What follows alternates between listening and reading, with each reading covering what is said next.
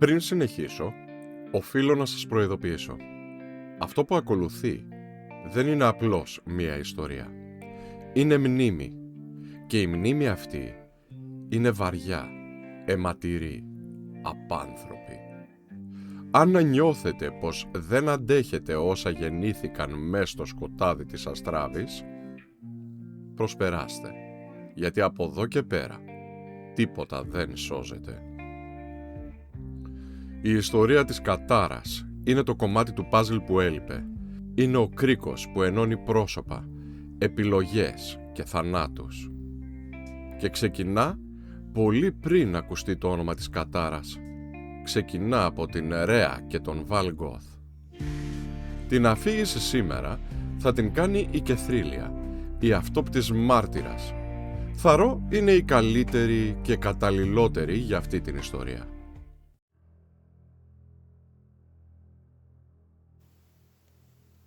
Συναντήθηκαν σε ένα φεστιβάλ του ήχου. Ένα αφιέρωμα στο Θεό της ποίησης, τότε που η αστράβη ήταν ακόμα ήσυχη, τότε που οι νόμοι τηρούνταν, τότε που τα απαγορευμένα ξόρκια του Βαλγκόθ δεν τολμούσε κανείς να ψιθυρίσει. Ερωτεύτηκαν και έφυγαν μακριά από όλα, σε ένα απομονωμένο σπίτι νότια του κεντρικού βασιλείου. Ζούσαν ήσυχα, σχεδόν ανθρώπινα. Ονειρεύονταν οικογένεια.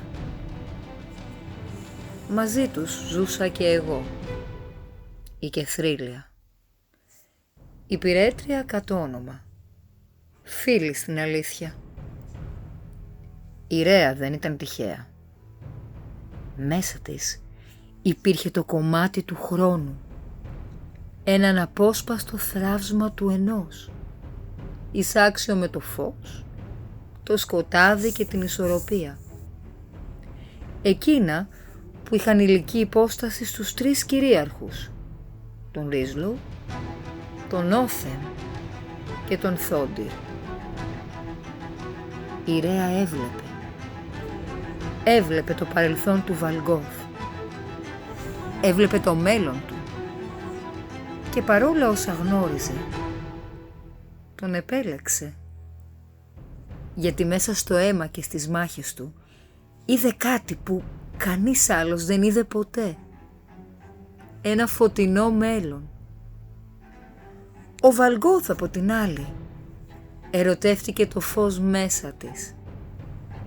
Δεν γνώριζε την αληθινή της δύναμη, τη θεωρούσε μακρόβια, ενιγματική, μαθνητή. Και αυτό ήταν το πρώτο λάθος.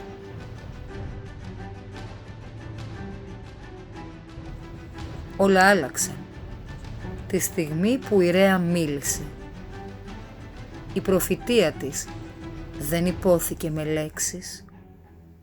Ήταν φωνή απόκοσμη και ακούστηκε στα αυτιά όλων όσοι έφεραν μέσα τους κομμάτι του ενός. Μίλησε για τα παιδιά της, παιδιά που θα γκρέμιζαν την κυριαρχία του φωτός, του σκότους και της ισορροπίας. Ο Θόντιρ δεν αντέδρασε. Η ισορροπία ήταν ο μόνος του νόμος. Οι άλλοι δύο ένωσαν για πρώτη φορά τις δυνάμεις τους, φως και σκοτάδι μαζί, για να φυλακίσουν τον ισορροπιστή. Όχι για πάντα, μόνο για λίγα λεπτά, όσα χρειάζονταν. Ο Ρίζλο έστειλε τον Βαλγκόθ μακριά, στα άκρα του βορρά, να αντιμετωπίσει μια μάγισσα, μια θεά στην πραγματικότητα, μα αυτή είναι άλλη ιστορία.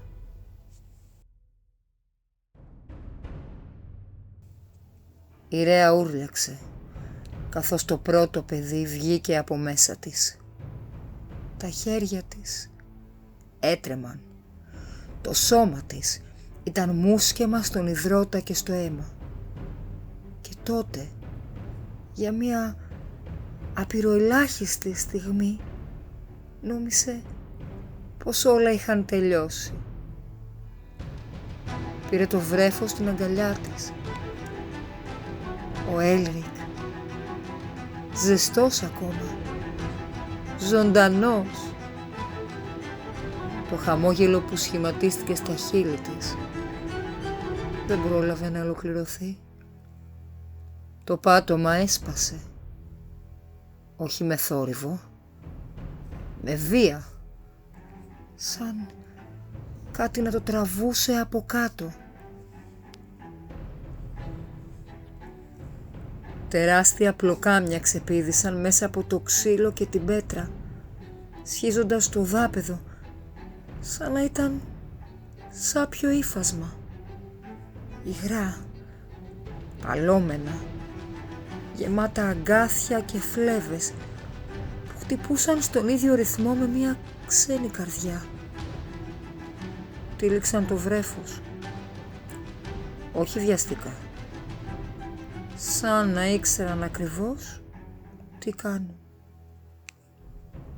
Ο Έλρικ άνοιξε το στόμα του να κλάψει, αλλά ο ήχος κόπηκε απότομα. Τα πλοκάμια καρφώθηκαν στο μικροσκοπικό του σώμα. Το αίμα άρχισε να τραβιέται από μέσα του, όχι να χύνεται, σαν να το ρουφούσε ο ίδιος ο κόσμος. Η Ρέα ένιωσε το βάρος να φεύγει από τα χέρια της. Το παιδί άδειαζε. Μία μόνο σταγόνα αίματος έπεσε στο πάτωμα. Μία. Και ο ήχος της, καθώς χτύπησε στο ξύλο, ήταν πιο δυνατός από κάθε κραυγή. Όταν τα πλοκάμια άφησαν το σώμα, ο Έλρικ έπεσε στο πάτωμα. Άχρωμος, άδειος, σαν κάτι που είχε γεννηθεί ήδη νεκρό. Η Ρέα δεν πρόλαβε να ουρλιάξει ξανά. Μια φωτεινή λεπίδα έσκησε την οροφή. Το φως της δεν ζέστενε. Έκαιγε. Τη στιγμή που γεννιόταν το δεύτερο παιδί, η λεπίδα κατέβηκε. Όχι με οργή, με ακρίβεια. Το κεφάλι της Φάρντα αποκόπηκε πριν προλάβει να πάρει ανάσα και κύλησε στο πάτωμα, χτυπώντας βαριά, υγρά, ανάμεσα στα πόδια της Ρέας. Εκείνη έμεινε να κοιτάζει. Δεν φώναξε. Δεν έκλαψε. Το μυαλό της έσπασε.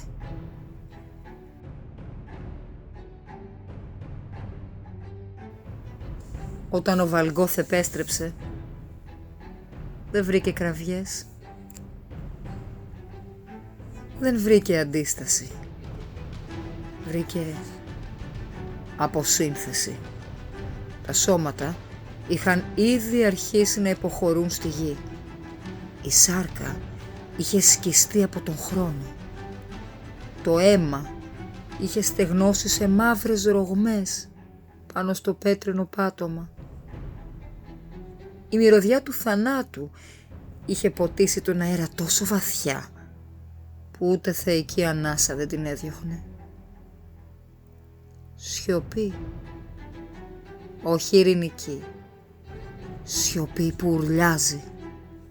Και τότε ο Βαλγκόθ έσπασε. Το μυαλό του λύγησε. Η λογική του κατέρευσε σαν να ήταν θνητή. Και για πρώτη φορά από τη γέννηση του κόσμου, ένας Θεός αψήφισε τους ίδιους του τους νόμους. Το ξόρκι της Ανάστασης δεν ήταν προσευχή. Ήταν βεβήλωση. Χάραξε σύμβολα με τα ίδια του τα νύχια. Όχι στο έδαφος, στη σάρκα του. Το αίμα ενός θεού έπεσε πάνω στα νεκρά σώματα και άρχισε να σιγοβράζει, σαν να το απέρριπτε η ίδια η ύπαρξη. Ψιθύρισε ονόματα που δεν έπρεπε να υποθούν, λέξεις παλιότερες από το φως.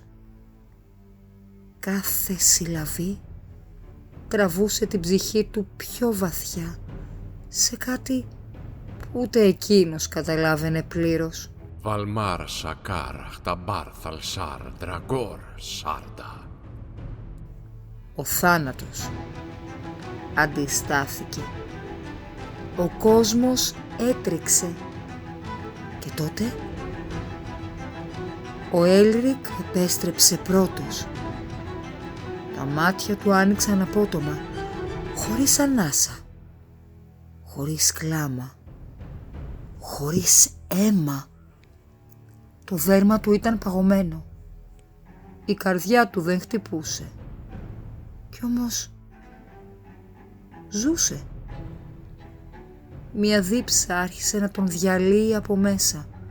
Όχι ανθρώπινη, όχι παιδική, αρχαίγονη.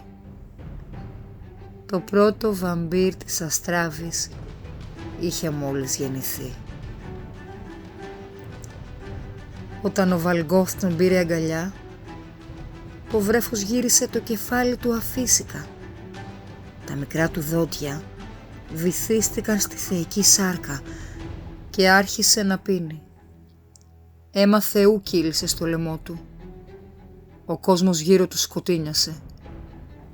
Και τότε ο Βαλγκόθ κατάλαβε. Αυτό το πλάσμα δεν ήταν παιδί. Ήταν λάθος. Ήταν απειλή. Και όμως δεν μπόρεσε να τον σκοτώσει. Γιατί ακόμα και μέσα στον τρόμο ήταν πατέρας.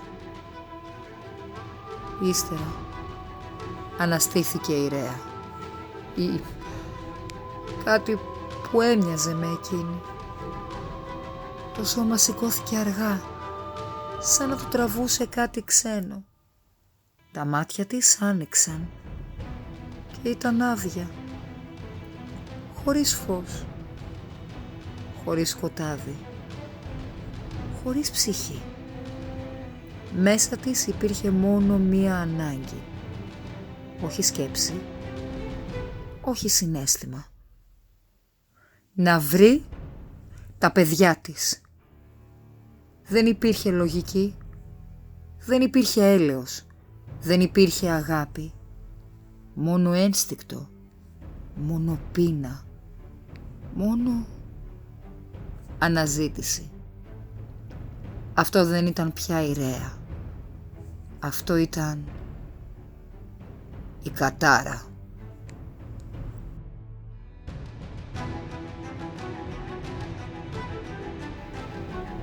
Υπάρχει ένας απαράβατος νόμος στο ξόρκι της νεκρανάστασης. Δεν είναι ηθικός, δεν είναι θεϊκός. Είναι μηχανικός. Όταν ένα πλάσμα πεθαίνει, η στιγμή του θανάτου του σφραγίζει ποια ανάγκη κυριαρχεί πάνω σε όλες τις άλλες. Όταν αυτό το πλάσμα αναστηθεί, δεν επιστρέφει ολόκληρο. Επιστρέφει δομημένο γύρω από εκείνη την ανάγκη. Όλες οι άλλες επιθυμίες, μνήμες, συναισθήματα υποβαθμίζονται ή σβήνονται. Γιατί ο Έλρικ είναι βαμπύρ και έχει νόηση. Ο Έλρικ πέθανε χωρίς αίμα. Το σώμα του άδειασε τελείως τη στιγμή του θανάτου του. Η ανάγκη του ήταν μία. Αίμα. Όχι εξουσία. Όχι μίσος. Όχι εκδίκηση. Αίμα. Όταν αναστήθηκε, Γεννήθηκε με αυτή την ανάγκη να κυριαρχεί πάνω σε όλες τις άλλες. Όμως ήταν βρέφος. Δεν είχε ακόμη διαμορφωμένη θέληση. Δεν είχε απόλυτο θέλω. Έτσι η ανάγκη του για αίμα έγινε βιολογική κατάρα. Αλλά η συνείδησή του επιβίωσε. Γι' αυτό ο Έλρικ σκέφτεται, νιώθει, επιλέγει. Αλλά είναι καταδικασμένος να πίνει αίμα για να υπάρξει. Η Ρέα ξαναγεννήθηκε χωρίς νόηση και έγινε η κατάρα. Η Ρέα τη στιγμή που πέθανε δεν ένιωθε πόνο. Ένιωθε απώλεια. Η τελευταία της σκέψη δεν ήταν «θέλω να ζήσω». Ήταν «θέλω τα παιδιά μου πίσω». Και αυτή η επιθυμία ήταν απόλυτη. Όταν αναστήθηκε, η ανάγκη αυτή κατάπιε τα πάντα. Δεν άφησε χώρο για μνήμη, δεν άφησε χώρο για σκέψη, δεν άφησε χώρο για ηθική. Η Ρέα δεν γύρισε. Γύρισε κάτι που αναζητά, εντοπίζει και διεκδικεί. Η κατάρα. Ένα πλάσμα χωρίς νόηση, με μία και μοναδική λειτουργία. Να βρει τα παιδιά της με κάθε κόστος. Ο Βαλγκόθ την έκλεισε μέσα στο σπίτι. Έστησε φράγμα που δεν μπορούσε να περάσει κανείς. Ούτε εκείνη. Και εξαφανίστηκε. Πήρε τον Έλρικ. Τον άφησε στα εξωτικά της Δύσης, στο Hidden Valley. Φύλαξε τη σταγόνα αίματος. Φύλαξε το κεφαλάκι της Φάρτα. Και για 200 χρόνια σχεδίαζε. Και η κατάρα περίμενε. Και κάποτε η Ναέλια την επικαλέστηκε μέσα στο βασίλειο. Στο προηγούμενο επεισόδιο έδωσα αρκετές λεπτομέρειες γι' αυτό. Αλλά αυτό είναι το σημείο που σταματάμε. Αν αντέξατε μέχρι εδώ, συγχαρητήρια. Στο επόμενο επεισόδιο θα δοκιμαστούν για άλλη μια φορά οι αντοχές σας. Μέχρι τότε, να είστε πάντα καλά. Αν σας αρέσει το περιεχόμενο, κάντε like και εγγραφή για να μην χάσετε τα επόμενα. Στο επανειδήν.